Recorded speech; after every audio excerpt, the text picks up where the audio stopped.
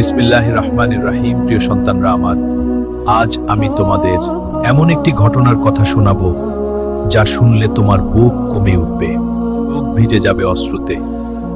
তোমরা কি জানো হাসরের ময়দানে সবার আগে কার বিচার হবে?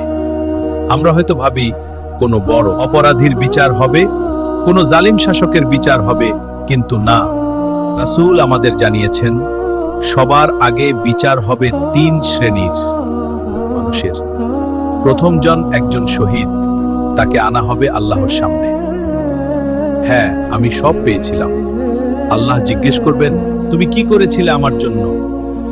সে বলবে, হে আল্লাহ, আমি আর রাস্তায় যুদ্ধ করেছি, এমনকি শহীদ হয়েছি। তখন আল্লাহ বলবেন, তুমি মিথ্যা বলছো। তুমি যুদ্ধ করেছিলে যে মানুষ বলে, সাহসী লোক আর মানুষ তো বলেছেই। তারপর তাকে টেনে হিচড়ে জাহান্নামে নিক্ষেপ করা হবে। ভাবতে পারো, যাকে আমরা দুনিয়াতে সম্মান করি সেই হবে প্রথম শাস্তি প্রাপ্ত। দ্বিতীয় ব্যক্তি একজন, আমি তোমাকে জ্ঞান দিয়েছিলাম, তুমি কি করেছিলে? সে বলবে, আমি জ্ঞান শিখিয়েছি, কোরআন তিলাওয়াত করেছি আপনার সন্তুষ্টির জন্য।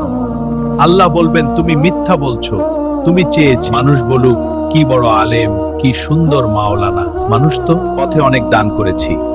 আল্লাহ বলবেন, তুমি মিথ্যা বলছো, তুমি চেয়েছিলে মানুষ বলুক কি দানশীল ব্যক্তি, মানুষ তো বলেছেই।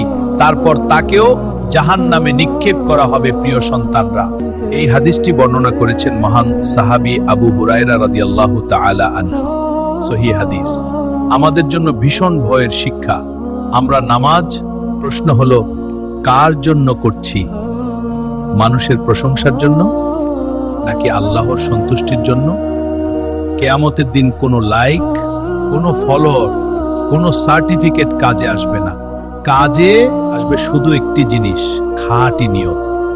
নিয়ত ঠিক না থাকলে আমল পাহাড় সম হলেও তা ধুলোয় পরিণত হবে।